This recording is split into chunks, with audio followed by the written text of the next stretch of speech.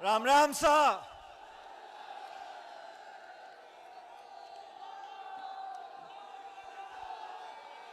आज इस मारवाड़ की पवित्र धरती पर वीर तेजाजी जी की ऐतिहासिक मिट्टी में पर्वतसर नागौर में आपके बीच में अपने आप को पाकर मैं बहुत गर्वान्वित हूं, प्रफुल्लित हूं। हमारे पर्वतसर के विधायक, नौजवान साथी रामनिवास गावड़िया जी, प्रदेश सरकार में हमारे मंत्री आदरणीय हेमाराम जी, और हेमाराम जी का 2 या 3 दिन के बाद जन्मदिन है 75वां। तो अब सब जोरदार तालियां बजाकर हेमाराम जी का स्वागत करो और ये भगवान से दुआ करें कि आज से 25 साल बाद इनके 100वें जन्मदिन पर फिर यहां पे ताली बजाएंगे हेमाराम जी के लिए। मुकेश भाकर जी हमारे विधायक लाडनू से, हमारे पूर्व मंत्री और पूर्व विधायक नसीम जी, बनाराम जी, मीरा देवी जी प्रधान, रामनारायण जी प्रधान, विद्याधर जी चौधरी साहब, ज्योति खंडेलवाल जी, प्रशांत शर्मा जी, महेंद्र अलावता जी, इरफान चौधरी जी, लक्ष्मण जी, ब्रिज किशोर मेहराड़ा जी, पुराराम चोयल साहब, गोपाल जी, राजूराम जी, कमल बकोलिया जी, अनिल चोपड़ा जी, मंच पर उपस्थित सभी नेतागण, और आज पर्वतसर में नागौर में इतनी बड़ी संख्या में पधारे हुए मेरे किसान भाइयों, आदरणीय बुजुर्गों, माताओं, बहनों और दोस्तों, आज से कुछ दिन पहले रामनिवास जी जयपुर में मुझसे मिलने आए थे और इन्होंने कहा कि मेरे क्षेत्र में नागौर में हम सब किसान भाई मिलकर एक संदेश देना चाहते हैं, एक संकल्प लेना चाहते हैं और एक किसान सम्मेलन का आयोजन हम करना चाहते हैं। मुझे खुशी है कि आप लोगों ने जिस आशीर्वाद से, जिस प्यार से, जिस लाड से इस रामनिवास मेरे छोटे भाई को आपने विधायक बनाया। ये रामनिवास जी जब जयपुर में यूनिवर्सिटी में पढ़ते थे, सुनो शांति से मेरी बात को सुनो, रामनिवास जी जयपुर में पढ़ते थे यूनिवर्सिटी में, तो ये मेरे पास, उस समय मैं प्रदेश का अध्यक्ष था, तो यूनिवर्सिटी में इन्होंने NSUI से अध्यक्ष पद का टिकट मुझसे मांगा था और मेरा मन था कि इनको यूनिवर्सिटी में अध्यक्ष पद का मैं टिकट दूं NSUI का, लेकिन परिस्थिति ऐसी बनी कि इनको हम यूनिवर्सिटी का टिकट नहीं दे पाए। लेकिन 2018 के विधानसभा चुनाव आए और मैंने दिल्ली में जाकर राहुल गांधी जी को बोला, सोनिया गांधी जी को बोला, मैंने कहा हमारे को, कांग्रेस पार्टी को, नौजवानों को ताकत देनी चाहिए। और उस समय मैंने मुकेश जी और रामनिवास जी को मैंने कहा, रामनिवास मैं तुम्हें यूनिवर्सिटी का टिकट तो दे नहीं पाया, मैं तुझे MLA का टिकट दूंगा। और मैं धन्यवाद करना चाहता हूं आप लोगों का कि आप लोगों ने भारी बहुमत से रामनिवास जी को विधायक बनाया।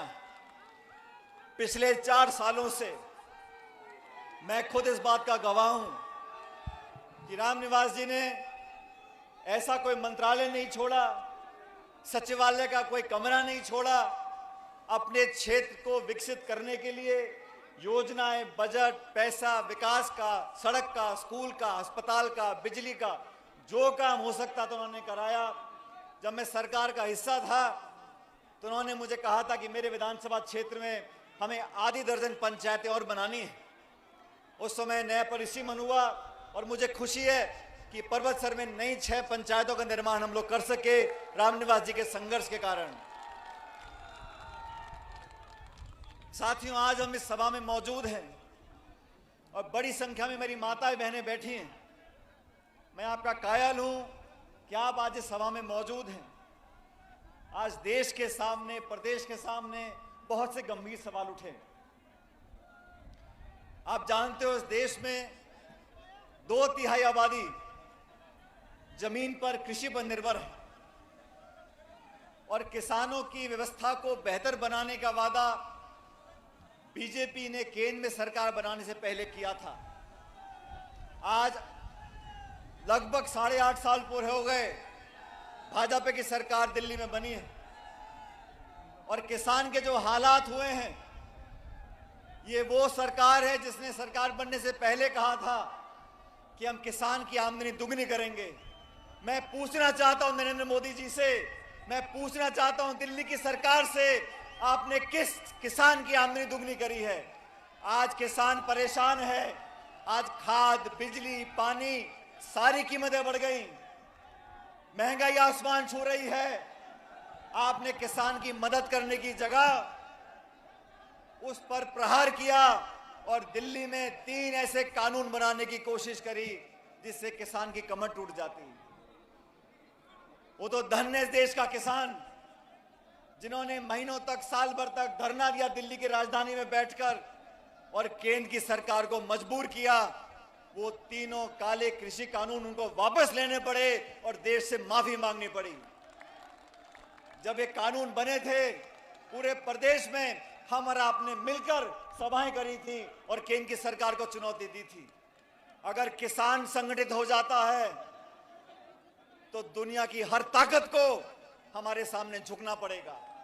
और किसान सम्मेलन कर कर हमें संदेश देना चाहते हैं कि जो समाज, जो बिरादरी, जो लोग कृषि में किसानी करते हैं उसमें जात पात के बंधन टूट जाते हैं। भाइयों शांत, मेरी बात सुनो, मैं आपसे निवेदन कर रहा हूं साथियों, शांति से बैठ जाओ। मैं मंच पर बैठा सोच रहा था कि रिश्ते कैसे अपने आप बनते चले जाते हैं। आज सभा के बाद मैं खरनाल में वीर तेजाजी महाराज के मंदिर में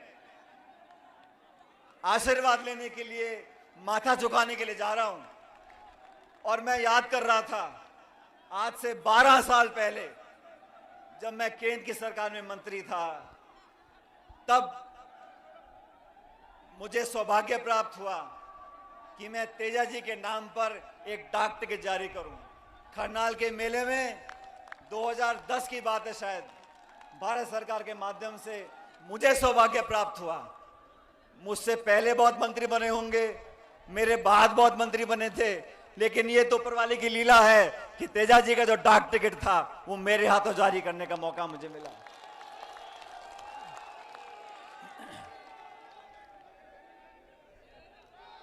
साथियों, इस देश में आज से 9 साल पहले जो भारत की जनता पे कर्जा था वो 56 लाख करोड़ का था।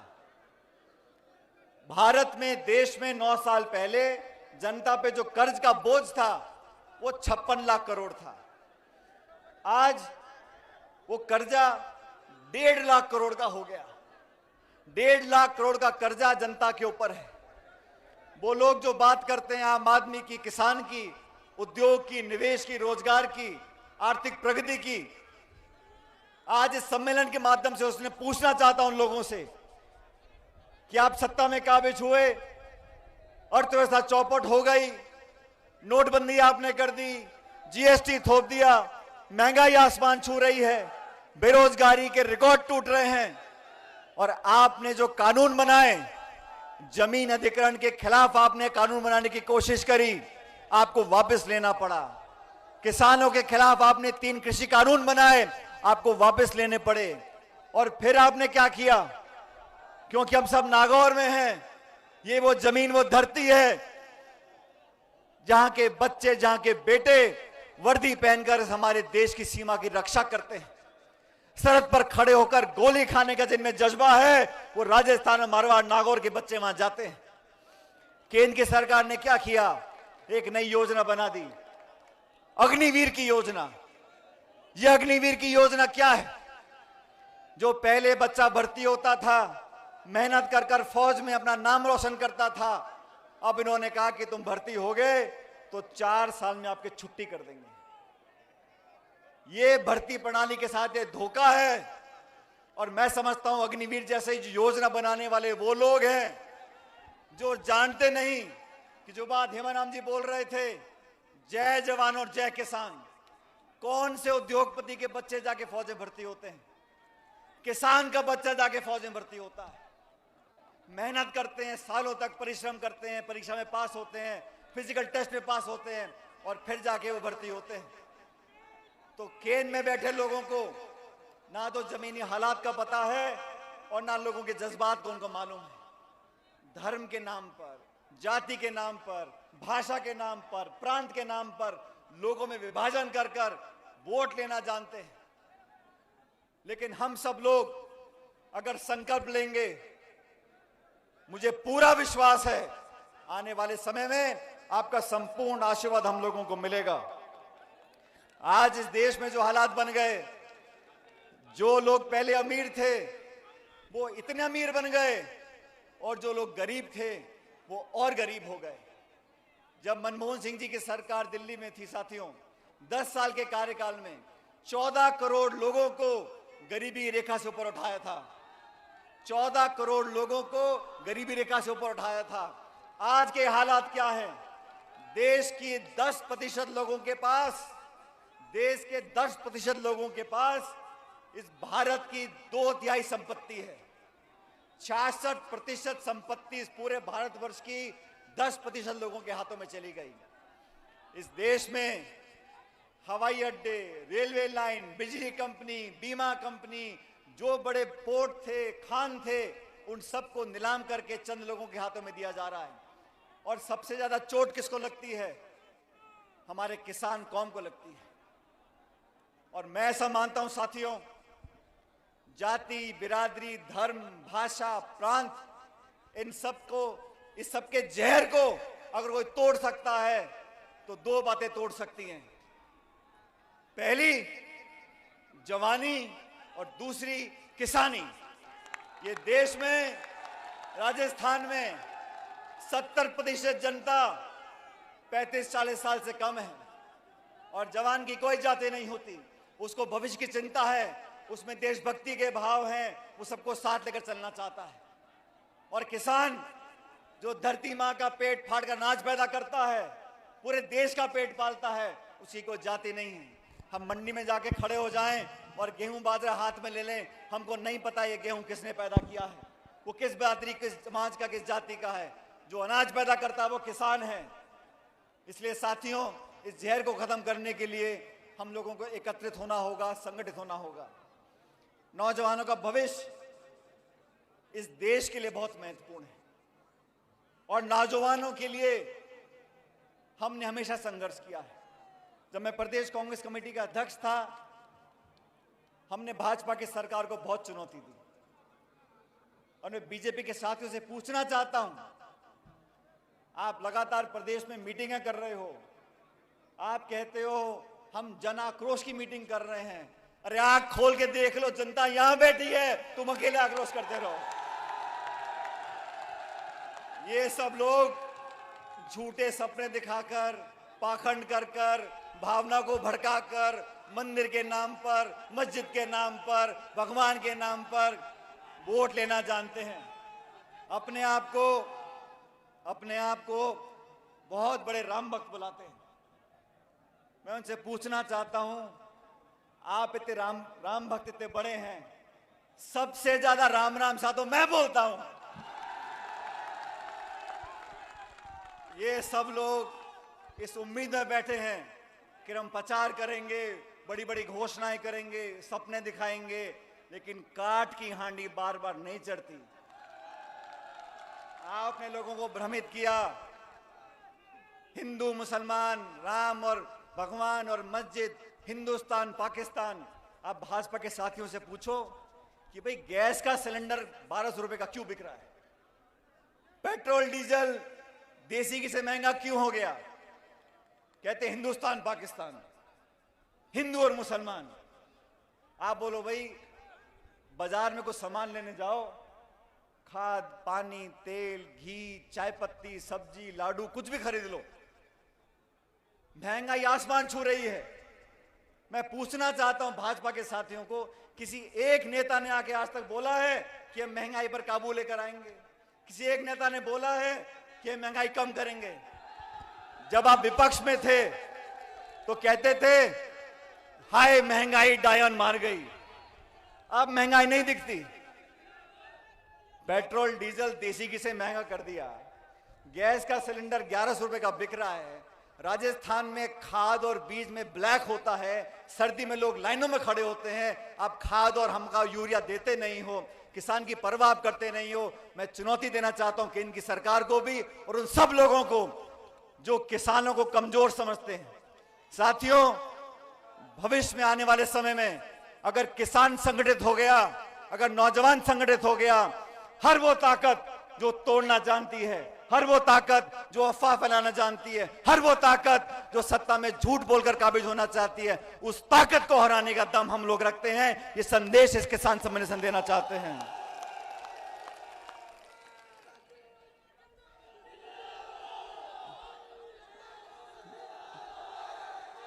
किसान के नाम पर राजनीति सब करते हैं, लेकिन किसानों के हालात आज क्या हैं?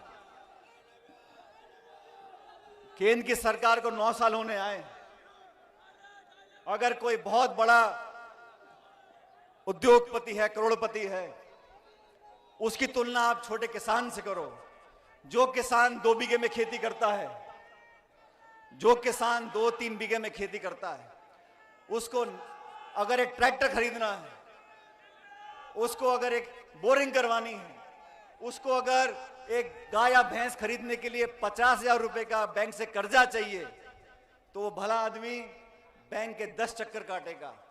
फिर उसको प्रमाण पत्र चाहिए, फिर उसको दस्तखत चाहिए, फिर उसको क्या गिरवी रखोगे, और 15 चक्कर काटने के बाद 50,000 का अगर कर्जा किसान को मिलता है तो बीच में उसको 10,000 रुपए की कमीशन देनी पड़ती है, और फिर जाके उसको कर्जा मिलता है। और कोई बहुत बड़ा खरबपति हो, एक बैंक में फोन कर दे तो बैंक का मैनेजर पैदल भागता हुआ जाके चेक दे के आता है उसको। ये व्यवस्था बदलनी पड़ेगी, व्यवस्था बदलनी पड़ेगी। इस देश का किसान जो पूरी भारतवर्ष की जनता का 130 करोड़ लोगों का पेट पालता है, उसको आज भी दर दर भटकना पड़ता है। हमारी माताएं बहनें बैठी हैं, आज 70-75 साल हो गए, आज भी पानी लाने के लिए हमको कई किलोमीटर चलना पड़ता है। आज भी छोटे मोटे काम कराने के लिए हमको माथे रगड़ने पड़ते हैं, नाक रगड़नी पड़ती है।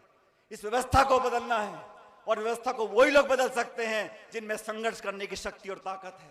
जो नौजवान आपके साथ खड़े रहे हैं, हमारा छोटा भाई रामनिवास जी ने मुझे कहा, पायलट साहब मैं किसान सम्मेलन करना चाहता हूं। मैंने कहा कहां पर करोगे? उन्होंने कहा परबतसर में करूंगा। मैंने निवेदन किया, मैंने कहा आप अकेला सम्मेलन कर लोगे? उन्होंने कहा जैसे लोगों ने आप पर विश्वास किया है, आप मुझ पर विश्वास करके देखो। और मैं देख रहा हूं आज इतनी बड़ी संख्या में आप सब यहां मौजूद हो।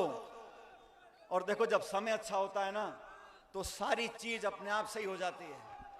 आज से 2 दिन पहले यह घोषणा करी, मैं टेलीविजन देख रहा था, तो टेलीविजन पर खबर चल रही थी कि 16 तारीख से उत्तर भारत में, पश्चिम भारत में इतनी भयंकर सर्दी होने वाली है, शीतलहर होने वाली है।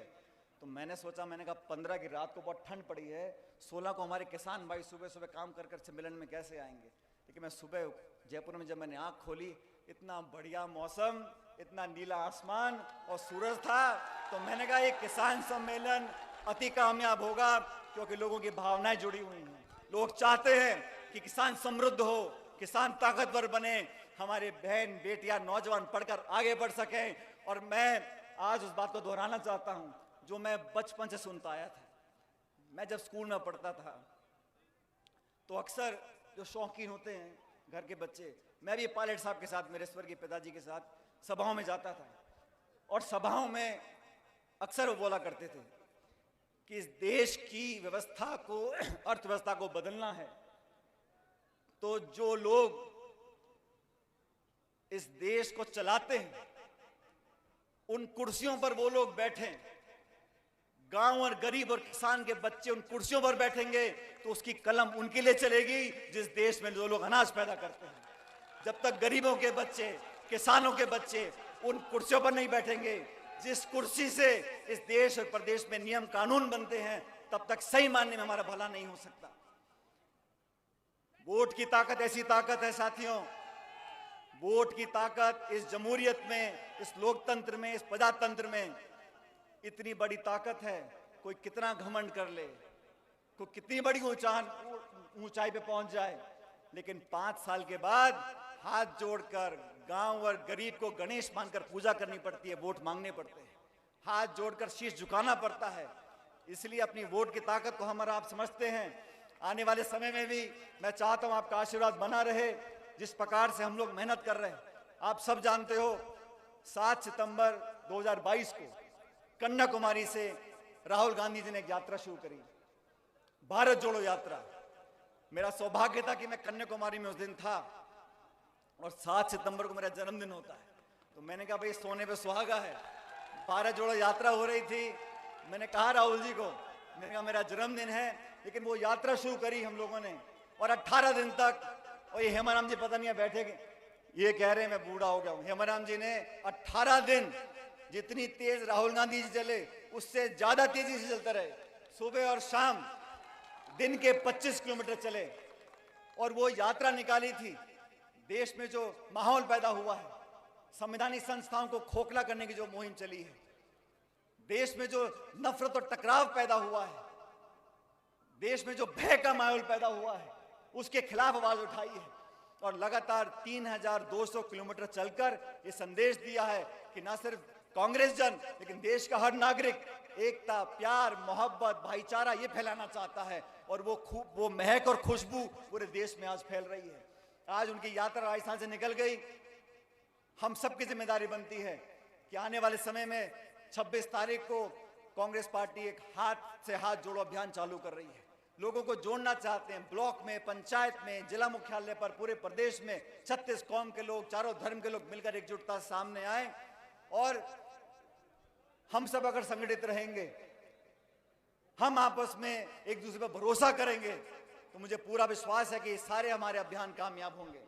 नौजवानों के भविष्य की चिंता हम सब लोगों को है और मैं सच बताता हूं, जब मैं अखबार में खबर पढ़ता हूं, देखता हूं कि हमारे प्रदेश में कभी पेपर लीक हो गए, कभी परीक्षा कैंसिल हो गई, तो मन आहत होता है, मन में पीड़ा होती है कि वो लाखों लाख बच्चे और गांव में एक नौजवान अगर परीक्षा की तैयारी करता है, उसके माता पिता को, उसके परिवार को कितनी यातनाएं, कितनी पीड़ा, कितनी मुश्किलों का सामना करना पड़ता है।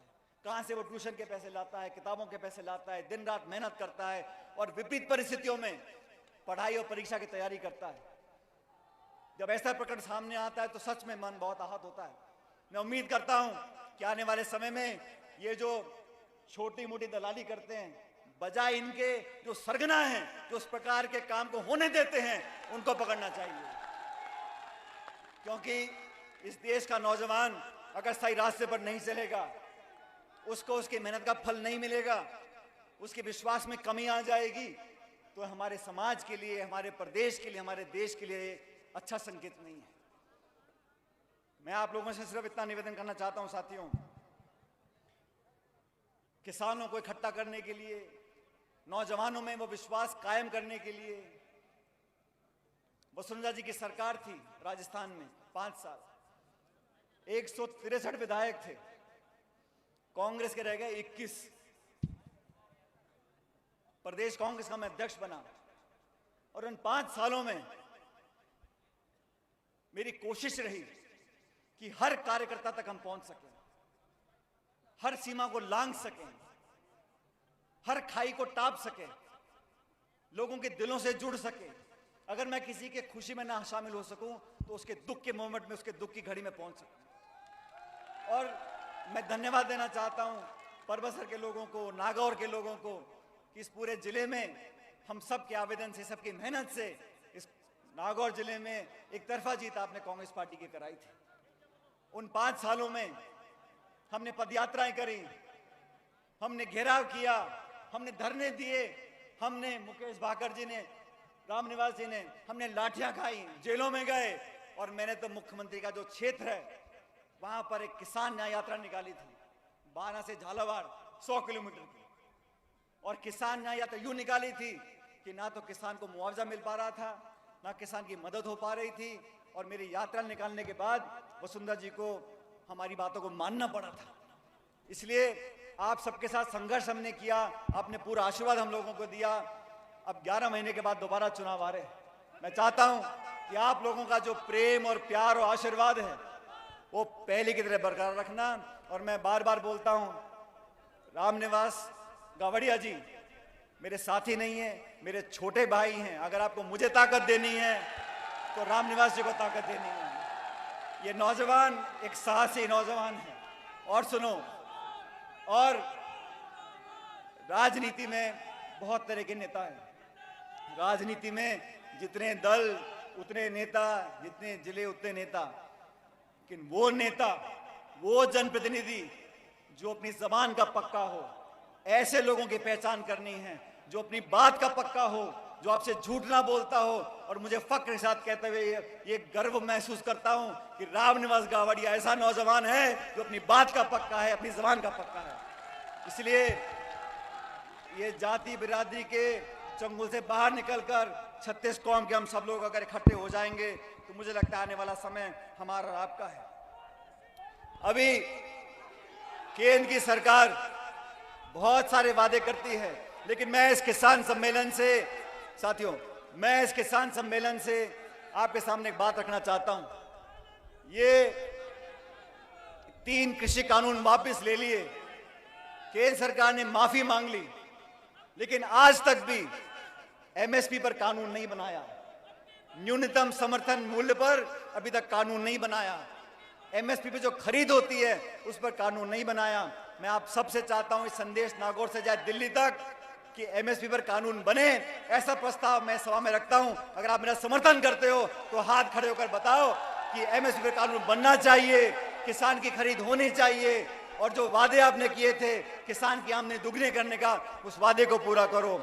आज इस सभा में आप सब लोगों ने जो उत्साह दिखाया है, जिस जोश और जिस प्यार के साथ आपने भागीदारी निभाई है, मैं आप लोगों का हमेशा कायल रहूंगा। और इस मंच से मैं आप लोगों से वादा कर कर जाता हूं, जब जब मैंने आपसे प्यार मांगा है आपने दोनों हाथों से दिया है। मैं भी आपको वादा करता हूं, जब चाहोगे, जहां चाहोगे, मैं आपके लिए खड़ा रहूंगा, आपसे कंधे से कंधा मिलाकर रहूंगा, और जो भी आप लोगों की मांगे होंगी उनको पूरा कराने के लिए मैं को कभी छोड़ने वाला नहीं हूं। मेरे साथ साथियों, जोरदार नारा देना, जय हिंद, जय हिंद, जय हिंद। बहुत बहुत धन्यवाद। राम राम साहब।